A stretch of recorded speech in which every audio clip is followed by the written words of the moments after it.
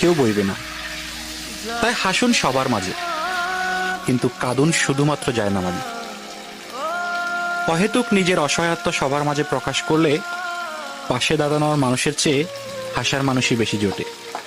মানুষ সুখের কথায় হিংসা করে, দুঃখের কথায় সুযোগ খোঁজে।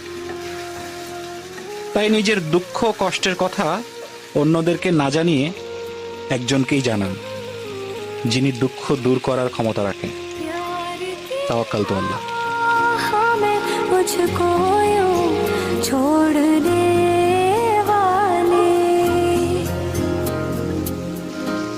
प्यार की राह मुझको